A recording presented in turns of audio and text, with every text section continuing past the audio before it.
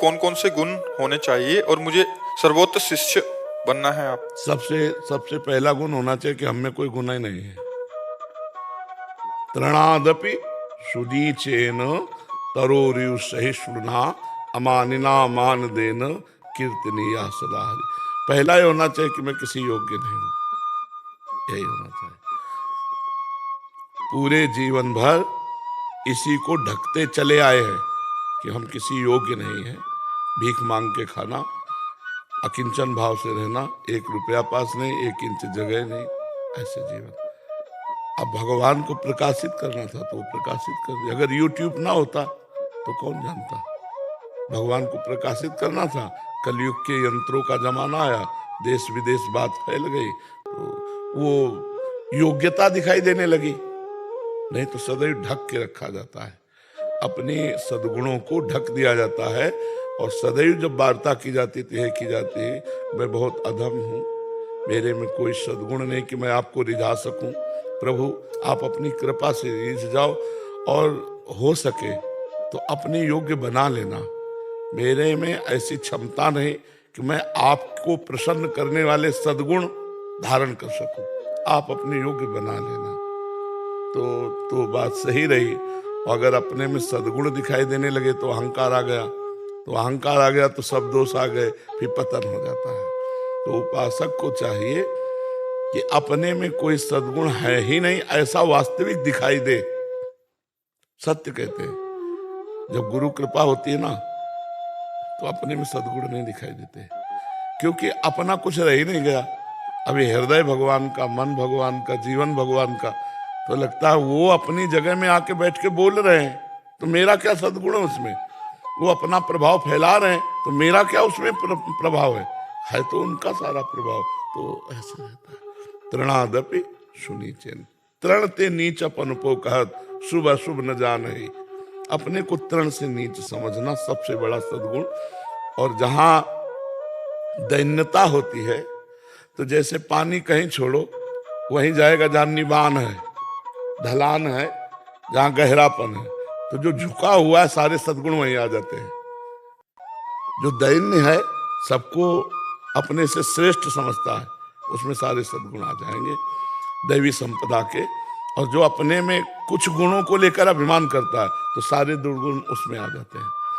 तो हमें लगता है सद्गुरु और इष्ट को प्रसन्न करने के लिए सबसे बड़ा गुण है कि मेरे में कोई गुण है ही नहीं।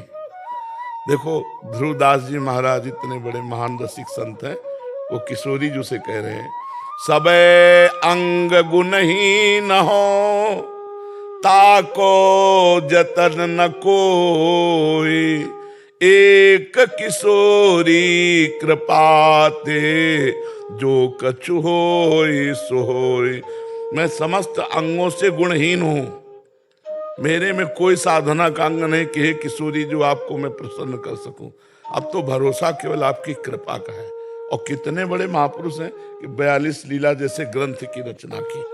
महान अद्भुत रस सिंधु है 42 लीला। कह रहे सबे अंग गुणहीन हो ताको यतन न कोई, एक किशोरी कृपाते जो कछु होई सो होई।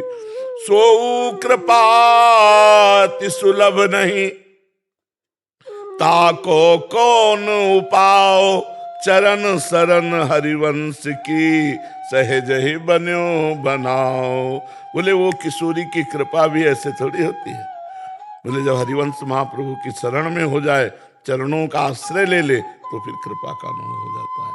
सारे अच्छा जैसे सद्गुण है सत्य बोलना, अब देखो बोल के, पवित्र आचरण देखो करके, अल्पाहार देखो करके, कम निद्रा देखो करके, पूर्ण आत्मसमर्पण देखो कर, कुछ नहीं होने वाला, अपने से कुछ नहीं होने वाला। क्या होने वाला है, हम अगर कुछ करेंगे तो हम बिगाड़ सकते हैं, इससे ज्यादा कुछ नहीं कर सकते। तो हे प्रभु, हे गुरुदेव, आप करा लीजिए, आप हमसे करा लीजिए, तो अहंकार नहीं आएगा और हमारी साधना बहुत जोर की चलेगी। अगर ये कि मेरे में सद्गुण है तो फिर पतन हो जाएगा, ये पक्की बात है। परमार्थ में ऐसा है। महाराज जी, कौन सी सेवा सर्वश्रेष्ठ है, तन या मन या धन की? हमारा है ही नहीं तो सेवा क्या है? हमारा सिद्धांत जो हम वर्णन कर रहे हैं, हम बिके हुए दास हैं। जब हम मकान बेच दिया तो इसमें खिड़की श्रेष्ठ है कि दरवाजा श्रेष्ठ है कि आंगन श्रेष्ठ है, ये हमारा विषय नहीं रहा। तनुवांग मनोभिरमले सुहम तविवासिता, ये शरीर, ये वाणी, ये मन और मैं स्वयं आपका बिका हुआ दास हूं। अब इसमें तारतम्य मिलाने की कि तन की सेवा श्रेष्ठ, कि धन की सेवा श्रेष्ठ, कि मन की सेवा श्रेष्ठ, न मेरा तन, न मेरा धन, न मेरा मन, मैं तो बिका हुआ दास हूं। इसमें श्रेष्ठ और लघु की बात क्या है? शरणागति की। अब अलग होकर बात करके कि कौन सी सेवा श्रेष्ठ है, तो इसमें सेवा में पहुंच ही नहीं होगी अलग होके। तन्मया से सेवा होती है, अलग होके सेवा होती ही नहीं। अपना धन मान करके प्रभु को दोगे तो 1 का लाख दे देगा वो, लेकिन मन प्रभु में नहीं रमेगा। तन से जो चेष्टाएं होती हैं वो सफल मानी जाती है जब मन वही हो जो हम सेवा कर रहे हैं। वो तो समर्पण से होता है, वो धन आदि से नहीं होता, वो समर्पण से होता है। तो समझ पा रहे हैं हमारी बात? वैसे ये बात अपनी कही, वैसे शास्त्रीय बात यह है कि तन और धन दोनों से श्रेष्ठ सेवा मानसिक होती है। पर मानसिक सेवा में प्रवेश तभी होता है जब शारीरिक सेवा की जाए। शरीर से खूब सेवा की जाए तो मानसिक सेवा में प्रवेश करने का अधिकार मिल जाता है, और मानसिक सेवा सर्वश्रेष्ठ है। पर ऐसे देखो, मानसिक सेवा कैसे करोगे? आंख मूंदो तो अंधकार दिखाई देता है।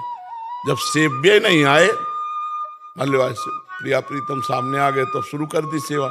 अब जब सेव्य नहीं आए तो सेवा किस बात की?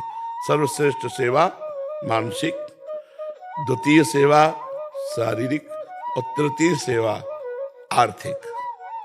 अब शरीर से नहीं कर सकते हो, मन नहीं लग सकता, जीवन भर मेहनत की, रुपया कमाए हो, गौ सेवा, संत सेवा, भगवंत सेवा में लगा दो। नहीं, सबसे श्रेष्ठ है मानसिक सेवा।